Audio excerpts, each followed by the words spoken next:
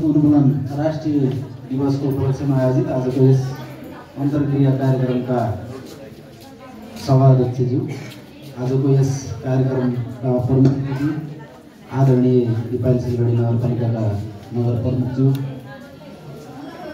डोटी जिल्ला समन्वय समितिका आदरणीय उपप्रमुखज्यू, दिपाल सिलगढी नगरपालिकाका आदरणीय उपप्रमुखज्यू, सशस्त्र प्रहरी बल नेपाल नम्बर 36 का गणपतिज्यू, राष्ट्रिय अनुसन्धान जिल्ला कार्यालयका प्रमुखज्यू, यहाँ उपस्थित विभिन्न राजनीतिक दलका प्रमुख एवं प्रतिनिधिज्यूहरू, विभिन्न सङ्घ संस्थाका प्रतिनिधित्व गर्दै यहाँ उपस्थित हुनुभएको प्रमुख एवं प्रतिनिधिज्यूहरू, यहाँ उपस्थित जनप्रतिनिधिज्यूहरू र यो अन्तर्क्रिया कार्यक्रममा विभिन्न ठाउँबाट आई सहभागी हुनुभएका आदरणीय सम्पूर्ण दाजुभाइ दिदीहरू, यहाँहरू सबैले म हार्दिक नमस्कार गर्दछु र यहाँहरूलाई धन्यवाद पनि दिन चाहन्छु। विशेष गरेर आयोजकलाई यो कार्यक्रममा मलाई पनि आमन्त्रण गरेर आफ्नो मन्तव्य राख्ने अवसर दिनुभयो, त्यसको लागि म यहाँहरूप्रति आभारी छु। आजको यस अन्तर्क्रिया कार्यक्रममा अन्तर्क्रियाको दौरान, छलफलको दौरान विभिन्न विषयहरू, विभिन्न कुराहरू, विभिन्न दृष्टिकोणहरू आइसकेका छन्। ती विषयवस्तुहरू मैले यहाँ दोहोर्याउन चाहेन र विशेष गरेर केही कुराहरू प्रहरी प्रशासन, स्थानीय प्रशासन र व्यावहारिक रूपले उठेका केही कुराहरू यहाँ आएका छन्। ती विषयवस्तुको बारेमा म यहाँहरू समक्ष केही प्रश्न गर्न चाहन्छु। जस्तो अघि हाम्रो एकजना सहभागीज्यूहरूले भन्नुभयो यो र्याली कार्यक्रममा चाहिँ सहभागिता भएन, अन्तर्क्रिया कार्यक्रममा मात्र सहभागिता भयो भन्ने विषय। साँच्चै भन्यो भने आजको यो कार्यक्रममा मलाई आज बिहान मात्र फोन गरिएको, यो कार्यक्रमको बारेमा मलाई जानकारी थिएन र यो कार्यक्रममा हामी र्यालीमा पनि सहभागी हुने हो अथवा अन्तर्क्रियामा मात्र सहभागी हुने हो भन्ने कुरो जिल्ला प्रशासन कार्यालयमा पत्र पठाइएको थियो। मैले बुझ्दाखेरि होइन, अन्तर्क्रिया कार्यक्रममा सहभागी हुने भन्ने कुरो मैले जानकारी प्राप्त भइसकेपछि त्यो पत्रमा 11 बजे उपस्थितिको लागि यहाँ हामीलाई अनुरोध गरिएको थियो। म 11:15 यो सभाकक्षमा आउँदाखेरि हलमा दाल्चा लागेको थियो। सुरक्षा निकायका सबै मान्छेहरू 11:40 म यहाँबाट फर्केर गएको हुँ यो कार्यक्रममा उपस्थितिको सन्दर्भमा। अर्को कुरो, यो र्यालीमा सहभागिताको लागि 10 बजे सरकारी कार्यालयहरू, आज सरकारी कार्यालय सञ्चालन हुने दिन हो।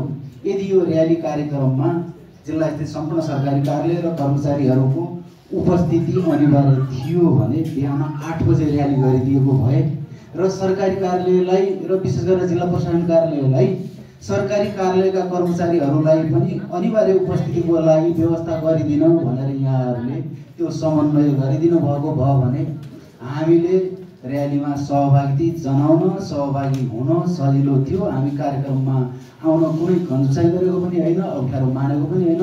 अलिकति आयोजकहरूले पनि त्यो सहभागिता कहाँ, कति बेला, कसले, कसको हो भन्ने कुरो समयमै जानकारी गराइदिनु भयो भने आगामी दिनहरूमा जिल्ला स्थित सम्पूर्ण सरकारी कर्मचारी, राष्ट्र सेवा कर्मचारीहरूलाई यहाँहरूले जुन ठाउँमा, जुन कार्यक्रममा सहभागिताको आवश्यकता महसुस गर्नुहुन्छ र अझ यहाँहरूले आग्रह गर्न चाहन्छु, विशेष गरेर सरकारी काममा बाधा विरोध नपर्ने गरी 10 बजेपछि र्यालीमा कर्मचारीहरू सहभागी हुने हो भने सेवाग्राहीहरूले कर्मचारीहरूलाई गाली गर्छन्, सेवाग्राहीहरूले सेवा पाउने अधिकारबाट वञ्चित हुनुपर्ने अवस्था हुन्छ। त्यो भएको हुनाले मैले त्यो विषयमा यति मात्र यहाँहरूलाई जानकारी गराउन चाहेँ। र अर्को कुरो, अघि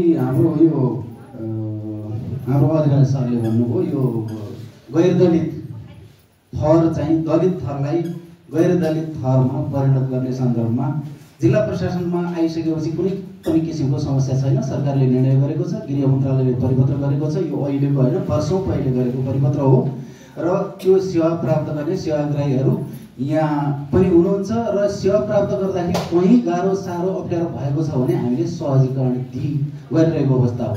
कहिलेकाहीँ सेवाग्राहीहरू भन्नुहुन्छ होइन, ओडाले नै सिफारिस गरेन र अघि उहाँले नै भन्नु ओडाले नै सिफारिस नगरेको अवस्थामा ओडालाई चाहिँ पहिला पनि परिपत्र भएको छ। अहिले चाहिँ जुन ओडाबाट सिफारिस भएको छैन उहाँहरूले मान्नु भएन भने त ओडासँग म कुरा गर्छु अथवा ओडा सचिवसँग म कुरा गर्छु, मलाई कुरा गर्न लगाउनुहोस्, म सिफारिस गर्न भन्छु उहाँलाई भनेपछि पनि सहजीकरण गरिदिएको अवस्था हो। नगर प्रमुखज्यू हुनुहुन्छ, समन्वय समितिको उपप्रमुखज्यू हुनुहुन्छ। हाम्रो 9वटै स्थानीय तहका 65 वडाका वडा अध्यक्षज्यूहरूले जनप्रतिनिधिज्यूहरूले कम्तीमा पनि अहिले चाहिँ स्थानीय सरकार सञ्चालन ऐन 2074 आइसके पश्चात अधिकांश सिफारिस र प्रमाणितका कामहरू वडाबाटै सम्पन्न हुन्छन्। वडाबाटै सम्पन्न हुने कुराको लागि अहिले पनि जिल्लासम्म चाहिँ नगर्नुपर्ने कामको लागि पनि पठाइराख्नु भएको छ। उहाँहरूलाई यो विषयमा कानुनी सचेतीकरण, कानुनी साक्षरता सञ्चालन गर्नु मैले अनिवार्य देखेको छु। 65वटै वडाका जनप्रतिनिधिहरू र त्यहाँ कार्यरत कर्मचारीहरूलाई पनि वडाको काम कर्तव्य र अधिकार र जिल्लाबाट सम्पादन गर्ने कामको सन्दर्भमा वडाले गर्नुपर्ने सिफारिस लगायतका विषयहरूमा चाहिँ प्रष्ट हुनु जरुरी छ। त्यसको लागि यहाँहरूले पनि सहजीकरण गरिदिनु पर्यो, समन्वय गरिदिनु पर्यो। विशेष गरेर आयोजक संस्थाहरू 1 2 3 4 5 6 7 8वटा नाम देखिरहेको छु मैले। यो संस्थाहरूले पनि दलितको क्षेत्रमा नै काम गरिराख्नु भएको होला भन्ने मान्यता र विश्वास मैले राखेको छु। त्यो भएको हुनाले कम्तीमा पनि दलितका समस्या छैनन्, दलितका कामहरू सहज रूपले भएका छन् भन्ने कुरो होइन, तर त्यसलाई सहजीकरण गर्नको लागि यहाँहरूले पनि आफ्नो तर्फबाट भूमिका निर्वाह गर्नु पर्यो। स्थानीय प्रहरी प्रशासनले पनि आफ्नो भूमिका इमानदारितापूर्वक निर्वाह गर्ने प्रतिबद्धता र विश्वास म यहाँलाई दिलाउन चाहन्छु। र अर्को कुरो, यो हाम्रो अघि पिसिजीले सायद यो विषयवस्तु यहाँबाटै क्लियर गर्नुपर्ने जरुरी हो जस्तो मलाई लाग्दैन। उहाँलाई मैले प्रश्न गरिसकेँ, उहाँसँग कुरा गरेर राष्ट्रिय दलित आयोगको मान्य सदस्यज्यू मिना सौ, जसलाई म व्यक्तिगत रूपले पनि चिन्दछु, 20औं वर्षदेखि चिन्दछु, उहाँसँग मेरो प्रत्यक्ष कुरा भएको छ, उहाँको सचिवालयसँग कुरा भएको छ। अहिले पनि बुझेको छु मैले त्यो विषयवस्तु। यो दलित र गैर दलित थलमा दुविधा भएको हुनाले दलित हो भनेर प्रमाणित गर्न नमिल्ने हो अथवा नमिल्ने हो प्रश्न पारिदिन भनेर स्पष्ट जवाबको लागि पत्राचार गरेको कुरो उहाँलाई पनि थाहा छ। त्यो विषयवस्तु राष्ट्रिय दलित आयोगले के भनिरहेछ भने होइन, यो हामीले निर्णय गर्नुपर्छ, निर्णय गर्ने बित्तिकै हामी पठाइदिन्छौँ। त्यो भएको हुनाले उहाँलाई असहजीकरण होइन, उहाँ लगायत उहाँ जस्तालाई अरूलाई पनि सहज होस् भनेर मैले कानुनी प्रष्टताको लागि त्यो विषयवस्तुलाई त्यसरी अगाडि बढाएको हो। त्यो रोकिएको छ। त्यसले तपाईँलाई असहज होइन, झन् तपाईँ लगायत अरूलाई पनि सहज होस् भनेर दलित आयोगमा त्यो पठाएको र त्यसलाई चाहिँ तपाईँले त्यसरी बुझ्नु भएको छ भने असहज गर्नको लागि होइन, सहजीकरण गर्नको लागि हो। त्यो सहजीकरण हुन्छ भन्ने म तपाईँलाई जानकारी गराउन चाहन्छु। अर्को, यहाँ एकजना बहिनीले यो प्रहरीले दलितको केस नै दिएन, मानेन भन्नुभयो, सुनिराख्नु भएको छैन, मोबाइल हेरिराख्नु भएको छ उहाँ है। मैले अहिले पनि जिल्ला प्रहरी कार्यालयमा बुझेँ, यो आर्थिक वर्षमा दलित भनेर भेदभाव गरेका, जातीय छुवाछुत र भेदभावका मुद्दा उजुरी मौखिक लिखित कति आएका छन् भन्दाखेरि अहिलेसम्म एउटा पनि आएको छैन। हामी सार्वजनिक कार्यक्रमहरूमा भन्दाखेरि जेनरलाइज गर्नलाई यो पनि भयो, ऊ पनि भयो, यहाँ पनि भयो त हामी भन्दैनौँ। को मान्छे त्यहाँ चाहिँ दलित भएको कारणले जिल्ला प्रहरी कार्यालयबाट सेवा प्राप्त गरेन, यदि सेवा प्राप्त नगरेको त्यो मान्छेलाई तत्कालै तपाईँले यहाँ भन्नै पर्दैन, तत्कालै त्यहीँनेरि जिल्ला प्रहरी कार्यालय छ, त्यहाँको इन्सपेक्टर साहब हुनुहुन्छ, डिएसपी साहब, एसपी साहब, नभयो भने जिल्ला प्रशासन कार्यालय छ। त्यो स्पेसिफिक रूपले चाहिँ को मान्छे पीडित भएको हो त? यदि त्यसरी पीडा दिएको छ भने त्यसलाई सहजीकरण गर्दाखेरि अर्को मान्छे पीडित हुनुपर्ने अवस्था आउँदैन र त्यो जानकारी गराएँ मैले। अहिले एउटा पनि केस आएको छैन। तपाईँले कुन रूपमा कहाँ कसले दुःख पाएको त्यो विषयवस्तु खुलाइदिनु भयो भने त्यो दुःख नपाउने व्यवस्था हामी गरिदिन्छौँ। र अर्को, यो सरकारी कार्यालयमा जाँदाखेरि दलित भएको कारणले सेवा सुविधा पाएन भन्ने कुरो कुनै पनि सरकारी कार्यालयले त्यसरी काम गर्न मिल्दैन। राष्ट्र सेवक कर्मचारी सरकारी कार्यालयहरू जनताको सेवाको लागि यहाँ स्थापना भएका हुन् र सबैलाई छिटो, छरितो, सहज, सरल रूपले गुणस्तरीय सेवा दिनु हाम्रो कर्तव्य हो र त्यो सेवा प्राप्त गर्नु त्यो सेवाग्राहीको अधिकारको कुरो हो। त्यसमा कसैले दायाँ बायाँ तलमाथि गर्छ भने कुन कार्यालयमा त्यस्तो भएको छ, कुन कार्यालयमा त्यसरी भुलाउने काम भएको छ, कसले सेवा दिएको छैन, ती कर्मचारीको नाम नामेसी विवरण तपाईँहरू सार्वजनिक रूपमा नदिनुहोस्, गोप्य रूपमा मलाई दिनुहोस्, म त्यो कारबाही गरेर तपाईँहरूलाई जानकारी दिन्छु।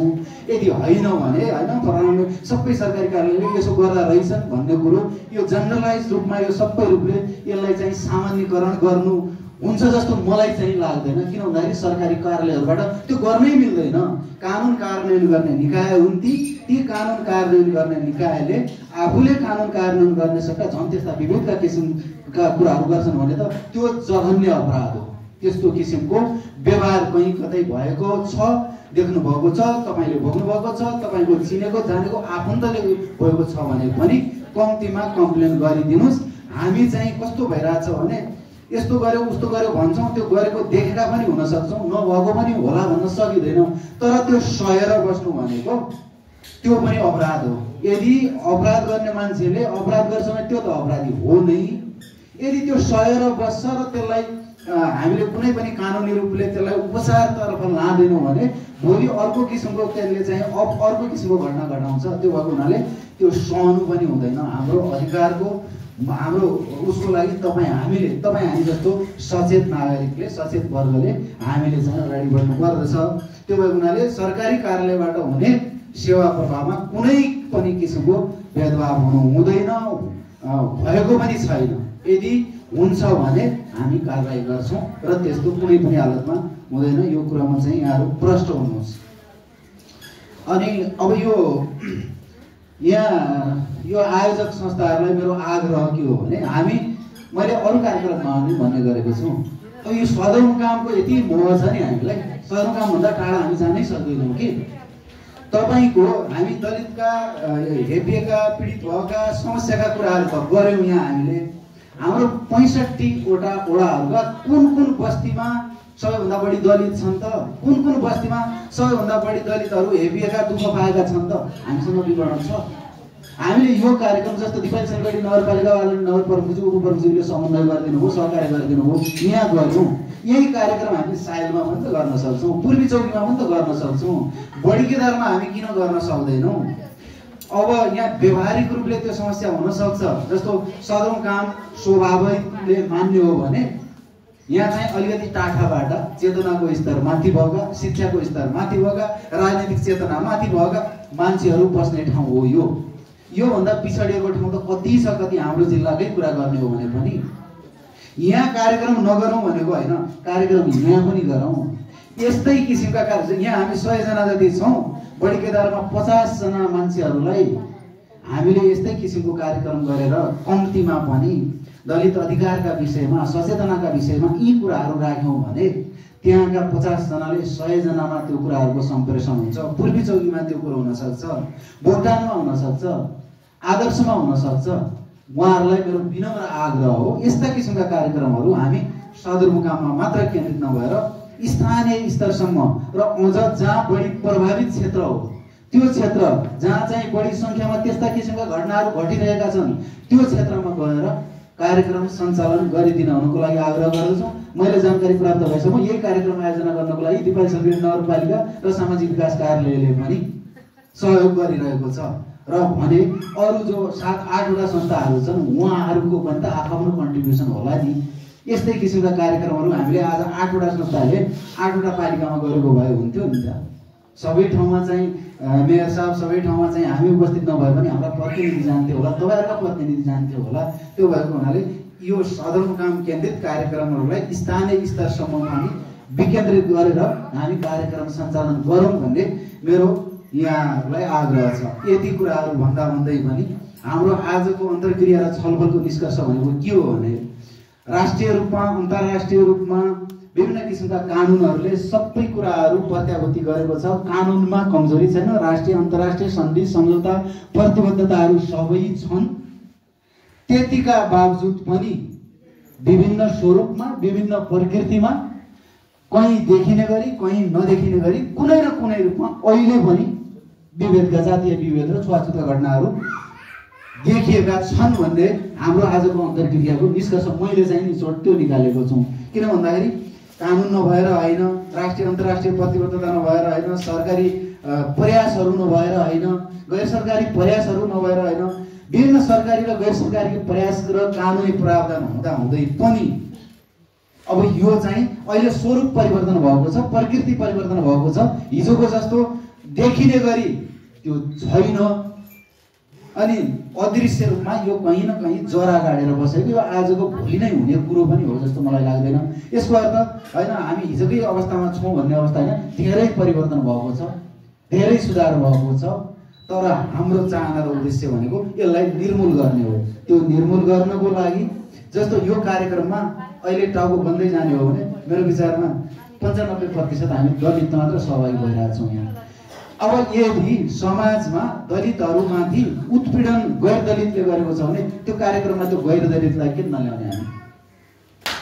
यदि सचेतना गर्ने हो भने त जसले चाहिँ पीडा दिइरहेको छ त्यो पीडक र जो पीडित हो दुईटैलाई सचेत गर्नु पर्यो नि त। पीडा दिने मान्छेलाई पनि मैले गैर कानुनी काम गर्दैछु, मैले कानुनको उल्लङ्घन गर्दैछु, मैले यस्तो गर्नु हुँदो रहेछ भन्ने कुराको सचेतीकरण उसलाई पनि हुनु पर्यो। म माथि अन्याय भइरहेको छ, मैले यो सहनु हुँदैन भन्ने कुराको सचेतीकरण त्यो पीडित भयो। त्यो भएको हुनाले यस्ता कार्यक्रमहरू एकपक्षीय रूपमा गरेर उपलब्धि प्राप्त होला जस्तो मलाई चाहिँ लाग्दैन। यहाँ चाहिँ 50 कम्तीमा यो सहभागिता 50-50। अझै भन्ने हो भने मैले अघि पनि भने जुन गाउँमा जुन समाजमा त्यस्ता किसिमका घटना घटेका छन् ती समाजका घटनाबाट पीडित र घटना घटाउने दुईटै पक्षलाई राखेर हामीले कार्यक्रमहरू सञ्चालन गर्नुपर्दछ। अनि मात्र भोलि हामीले देखिने गरी दलितको क्षेत्रमा काम गरेको, दलित अधिकार स्थापित भएको र परिणाममुखी रूपले अगाडि बढेको सरकारी गैर सरकारी सम्पूर्ण प्रयासहरूको सफलता त्यसैमा निर्भर रहनेछ भन्ने आशा र विश्वास सहित पुनः आज यो राष्ट्रिय दिवसको अवसरमा तपाईँ हामी सबैलाई शुभकामना दिँदै बिदा हुन्छु। धन्यवाद, नमस्कार।